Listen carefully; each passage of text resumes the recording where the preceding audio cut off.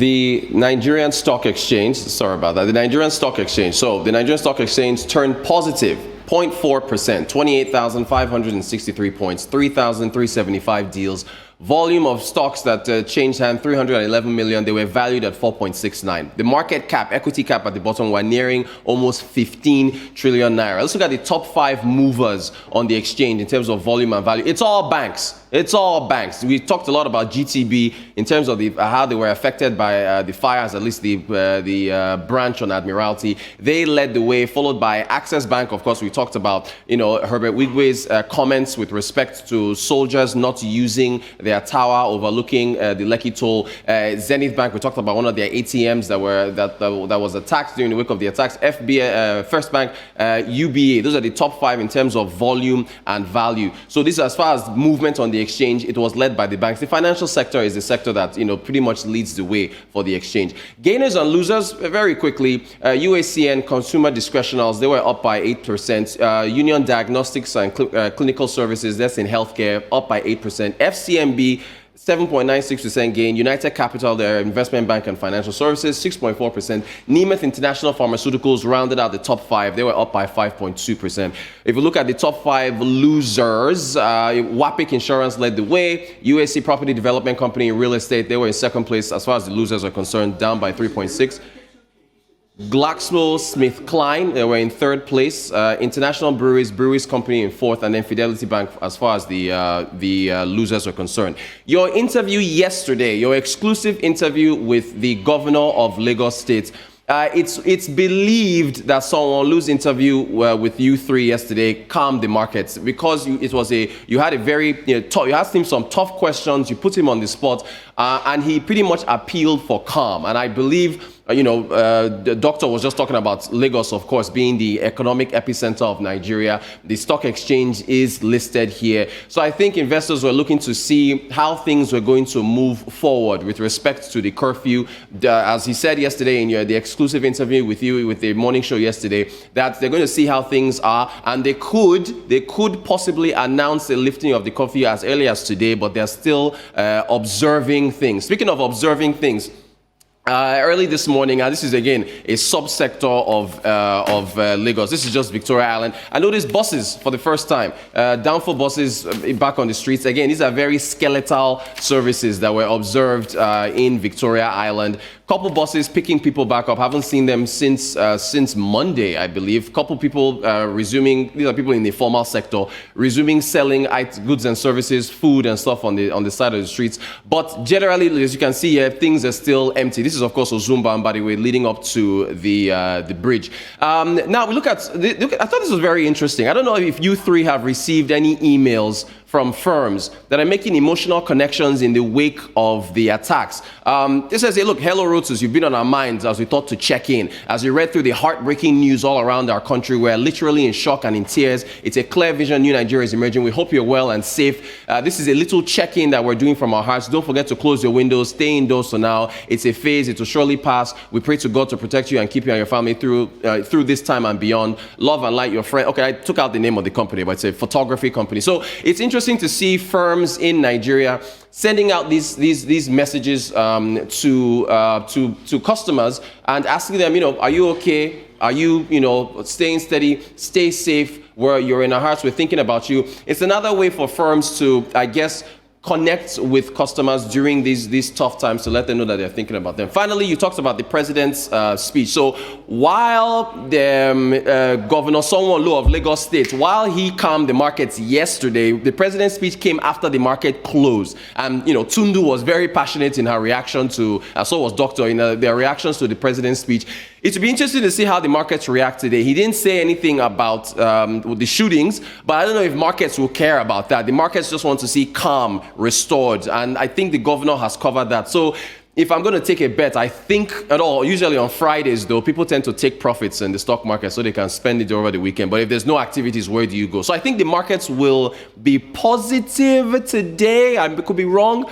We'll see. But, as by and large, the president, there were some misses in his speech. He didn't on the emotional side. But for investors, I mean, and Tunde was talking about him, reverting to the military general speech. The markets want to see calm. So it will be interesting to see how the markets react to President Buhari's speech from yesterday. But again, hopefully we'll see how things turn out today. Skeletal activities here and there, maybe normalcy can return. I mean, I saw most of those skeletal activities, Rotus, and it looked as though, the greening had started again. I'm talking about the greening economic-wise. Right. People with the small businesses, the heart of this country, coming out, roadside vendors and things like that.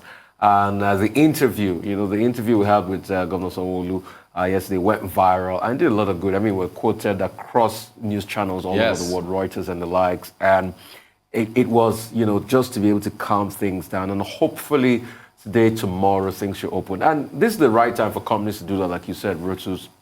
There's a need for soft power.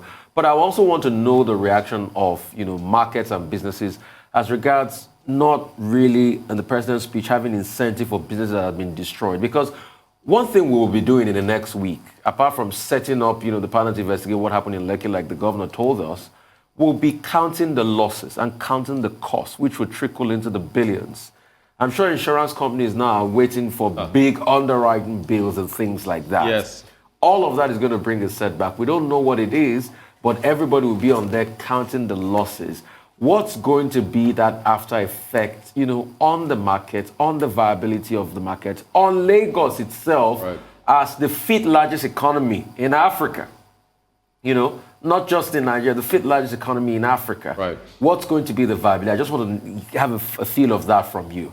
Yeah, so look, we were talking about, you saw what happened at Circle Mall at Jakonde. We saw what happened at Surulere, we saw what happened even on Bode Thomas. We saw the different shopping malls, retail shopping malls that were hit hard. So when you talk about insurance and you talk about, building back, these are retail stores that were hit last year when the xenophobia reprisal attacks that occurred unfortunately in South Africa, when the reprisal attacks happened here in Nigeria. So they are still, rebuilding from that. Now they were hit again here. So the costs are going to be high. And one of our guests that we had in Abuja, who is in the retail, that development sector, was talking about how beefing up security, the added costs, what is going to mean as it trickles down to retail customers like you and I, and also what it means for insurance premiums to increase for these businesses in the wake of the damage that they face. So those will be factored in as you move forward, and also the perception of investment risk. Look, how many times is this going to happen in Nigeria where these things occur?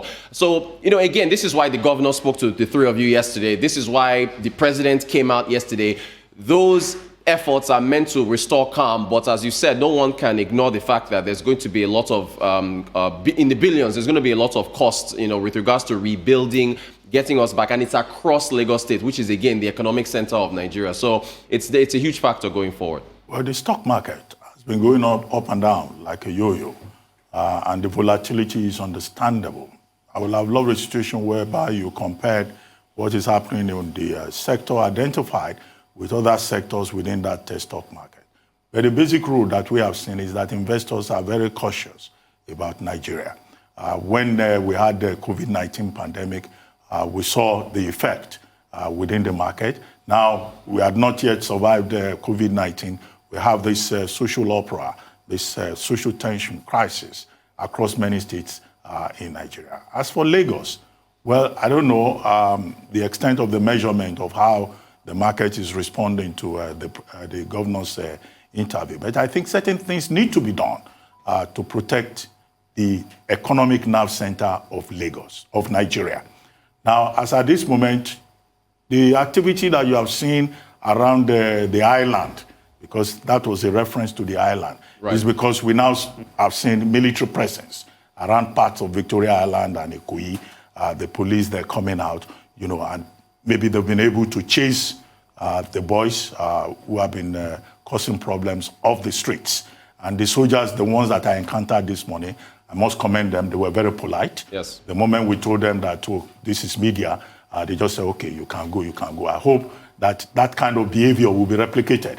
And that other parts of Lagos, particularly the more vulnerable parts of the state and the city, we will also see police protection, we will see military presence, simply to get the people who are attacking innocent people off the streets and to give us a sense of security.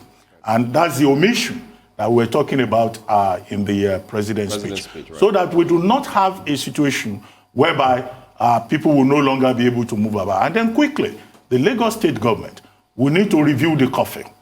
The kind of reports I have been getting is not one of emotional identification. It's one of expression of anguish from people who no longer have access to water in their homes, persons who have illnesses that they are managing, that they have to stock up on drugs, and they've not been able to get their drugs. As you all know, persons who have certain morbidity conditions or whatever, pre-existing conditions. Yes. If they don't have access to their drugs for 2, 3, 4 days, there could be complications. Right. Families are running out of food. They cannot even access the ATM machines in the various banks anymore because it's risky to do so.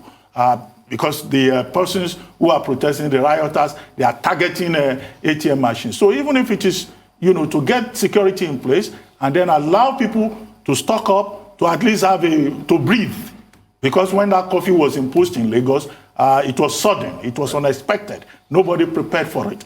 In Edo State, Governor Obaseki has reviewed it a little bit so that people can at least quickly adjust. So it should be done, whatever measures are adopted should be in response to the reality. Indeed. And the welfare of the people, the comfort of the people should be the primary consideration, in my view. Well, very well said, Dr. Abati. We'll move on to Mike. Thank you so much, Rotus, for that. Thank you. We'll move on to Michael Wilson joining us from London. Michael, how are you doing? Good morning. The pleasure.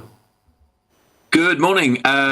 Doing fine, thank you. Shares, first of all, morning everybody. Shares in Asia Pacific mixed, basically monitoring developments in coronavirus. I'll go into those in a second. Mainland stocks, not a lot really.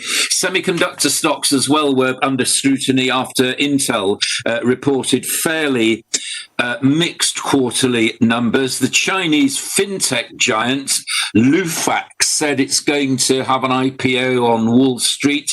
It's seeking $2.36 billion. And earlier this month, it's actually headquartered in Shanghai. It planned to list on the New York Stock Exchange under the sticker LU. There you go. Huawei's growth, that's actually slowed sharply on US sanctions, still up 9.9%. But if you look at where it was in the previous quarter, up 24.4%, it's clearly suffering as a result of the sanctions, the blacklisting of Huawei as far as the United States is concerned, and restricting the company's access to key semiconductor supply. So that's weighing on it. So it's scarcely believable. Let's go to the markets in general and give you a recap as far as US is concerned. They still think that in the United States there is going to be some sort of stimulus deal, a lot of warm words, a lot of optimism from Nancy Pelosi. But the fact is, as we've discussed many, many times on this program before, there are still huge gaps as far as state and local funding and also liability provisions are concerned. So I wouldn't expect a lot of that. And I don't think those things are going to be resolved particularly quickly. And I don't think it's going to be solved this side of the election, if indeed at all this year. However, the US markets did actually finish higher yesterday, helped by gains in the oil and gas sector, as well as Treasury funds. Just one, I'm sorry about the detail of this, but I'll do it for you because there will be some of your viewers who are interested in this. US Treasury yields, there's a sharp rise in those at the long end. Therefore, the difference between the short end and the long end, that's the widest spread in 3 years. And that's very helpful for banks who are finding that their lending is actually squeezed. It helps to increase the spreads between the rates they borrow and the rates they lend, and therefore they're doing relatively well. So to last night's final presidential debate, I would suggest that the star of that show was the mute button, quite honestly. President Trump came across as his normal noisy self. Joe Biden didn't really make any mistakes. There was a sparring, the usual kinds of things you'd get: pandemic, personal finances, national minimum wage, healthcare, and so on. I don't think either of them managed to land a significant blow. And I suppose the slightly more important thing than all this is, given the postal voting system, many Americans will have voted already. So I guess it's academic as to whether whomever you think actually won out of that debate last night makes any difference at all.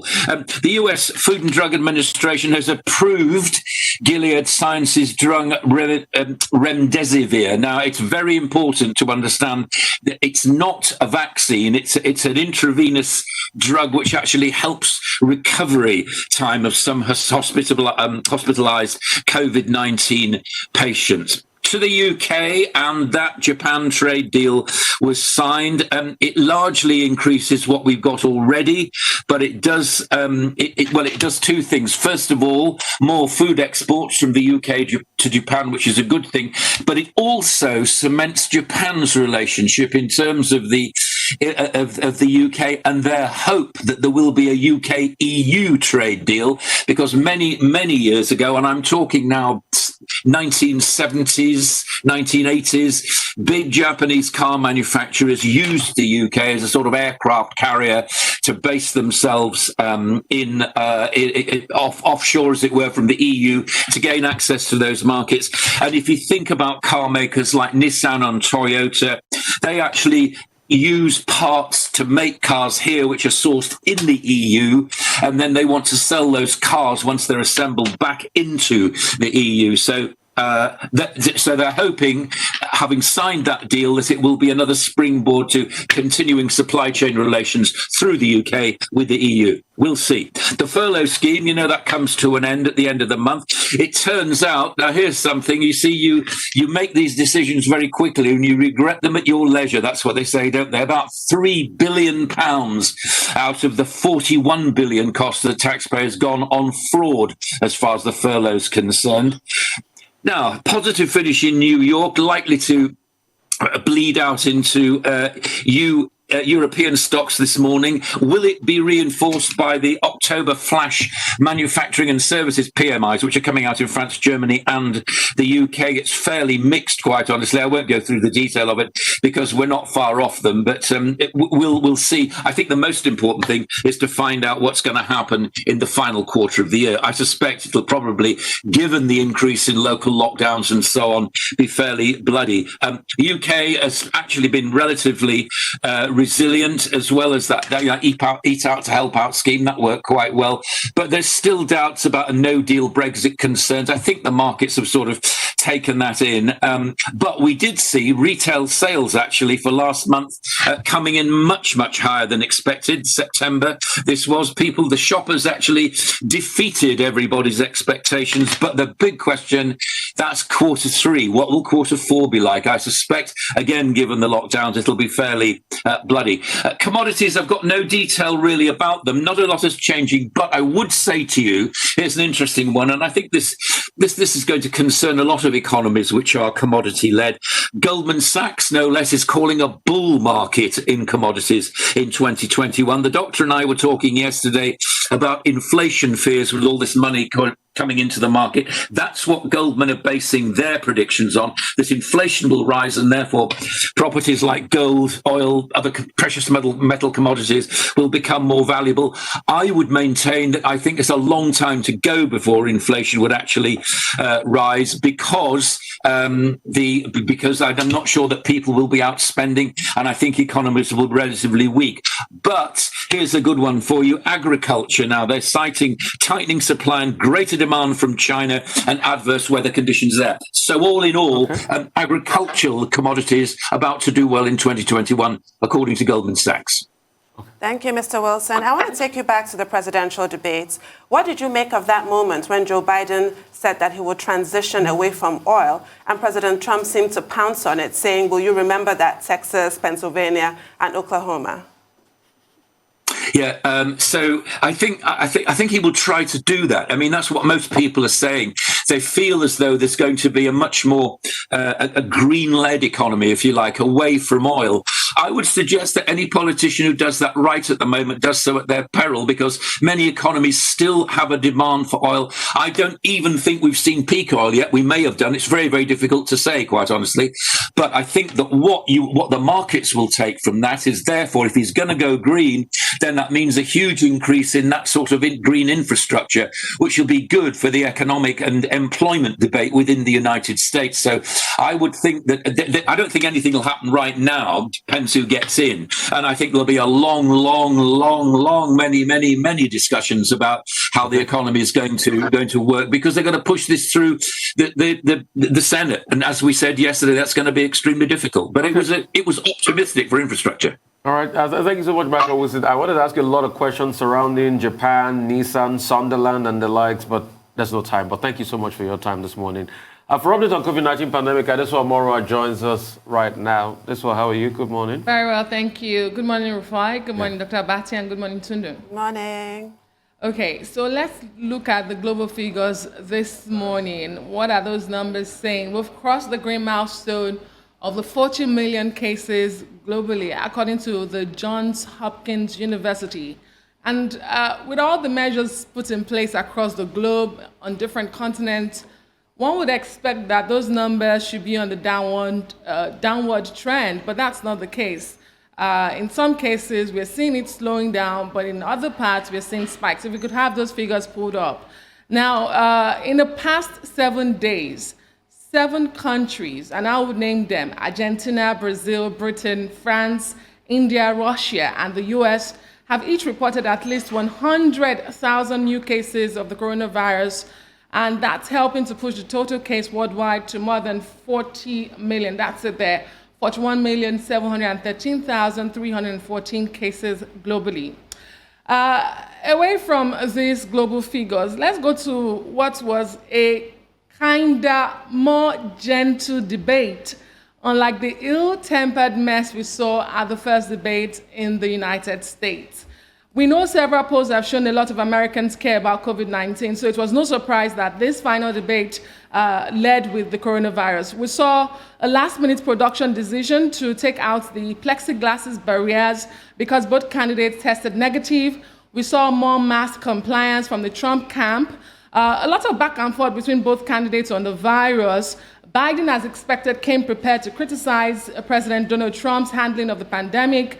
Trump continued to blame China, but there were a few moments of misleading or exaggerated claim by both candidates. An optimistic and hopeful President Trump, amongst many things, said the virus was going away. But yesterday's new case total in the US climbed to 63,735, and that was the most for Wednesday since late July. Although deaths are on the downward trend in the United States, but they still remain the most globally. On the other hand, Biden, on his part, suggesting that the virus spikes are only in the red states is exaggerated. It is true that many of the states recently experiencing coronavirus surges in the United States are led by Republican governors or in the Midwest. But the blue states are not left out. They are also seeing spikes. We're talking about states like Virginia, the Rhode Island, New Mexico, Colorado. Those regions and those states in the blue are also seeing the spikes. So a lot of misleading, exaggerated claims on the virus. Away from the debate, Michael Wilson just mentioned this. We might be having the first approved drug treatment for coronavirus, and that's remdesivir. Now, the maker, Gilead, is calling it Veklury. It is set to cut the recovery time from 15 days to 10 days on an average, and that's because there was a large study led by the U.S. National Health Institutes of Health. It has been approved for adults and pediatric patients 12 years of age and older, weighing at least 40 kilograms or 88 pounds, who require hospitalization for COVID-19. But it is very important to say this, that last week, the World Health Organization found that the antiviral drug did not help cut death rates, especially for hospitalized COVID-19 patients. Some doctors said the WHO study was not definitive because of the methodology that was used, but you would recall that it was a large study with over 11,000 people. And 30 countries were involved in that study. Again, let me say that remdesivir does not prevent deaths in COVID-19. And quickly, let's go to France. France, the health authorities, they are reporting another 41,622 confirmed COVID-19 cases in the last 24 hours. That's an all-time daily high. And it was published shortly after the government announced a broad extension of the curfew put in place last week to cover Paris and 8 other major cities. The Prime Minister, Mr. Castex, is saying that this 9 p.m. to 6 a.m. curfew would now extend to 38 departments and some overseas territories for 6 weeks, starting from midnight on Friday. It is to affect about some 46 million people out of the 67 million population. A second wave we know is underway in France and in Europe at large. It is a serious situation and the world is paying attention to Europe. Finally, here in Nigeria, I heard you guys talked about the economic consequences of the attacks and violence we are seeing in Lagos and across the country with roaches. But there's also the health consequences to this, as Nigerian doctors are warning that the healthcare system is already overstretched to an elastic limit due to COVID-19 and may not be able to handle gunshot wound victims from this NSAS police brutality crisis that we are now handling. They say the healthcare system in the country could get worse if no immediate action is taken. This warning is coming from doctors under the aegis of the Nigerian Association of Resident Doctors, NARD, and they make up about 60% of the doctors in the healthcare system in the country. Over to you guys. Well, the concern expressed by the National Association of Resident Doctors is welcome. It makes sense. It shows that we also, apart from the labor issues that the NARD often talks about, that its members are also citizens who are concerned. The only thing to add is that gunshot victims must not be rejected by hospitals. There is a law to that effect. If indeed there was a reference to gunshot victims, yes, the number may increase if you have violence, but the framework is that we have gone past the stage where doctors, for one reason or the other, will say they will not treat gunshot victims. As for Europe, yes, France, from 8 cities now to 38, including French Polynesia, curfew imposed, penalties for that. But it's not only France that is taking radical measures.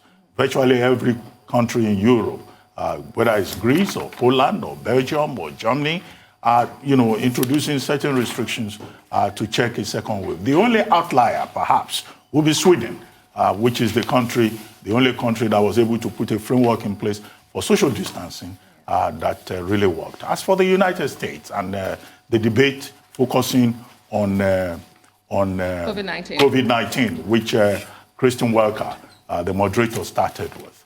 Well, I think that President Trump did a better job this time of defending what he's been able to do with the pandemic. It was a bit more cogent instead of the kind of lack of articulation that we found in the first presidential debate. But at the same time, it didn't sound convincing enough. He was saying that people are now learning to live with it. And I like the retort that was given by Vice President Joe Biden when he said, no, people are living to die with it. And as you speak, we could even have another round of 220,000 victims. And of course, Trump being Trump, still ended up picking up issues with Anthony Fauci, the top infectious disease expert in the United States, when he returned to their old argument about whether the use of masks is important or not. As for remdesivir, yes, that was a drug that was used for Ebola and also for hepatitis C. You are right, it's not a miracle cure, and it does not apply to the general population. But the question is, when you place this within the politics of the presidential election, President Trump has been boasting that a cure will be found before December, even possibly before the election. But this does not serve its purpose. But generally, that presidential debate was more restrained, was more civilized, was more substantive, even if Biden did better in terms of policy articulation. And I agree absolutely with Michael Wilson that the mood button was the star of it. At least it saved us from all the shenanigans. I can't use that word of both of them. There's no better word. Thank you so much, Adddress. I really appreciate it. It's time to take a short break now. When we return, we'll look at the dailies, national dailies, right here on the Rising channel. We'll be right back.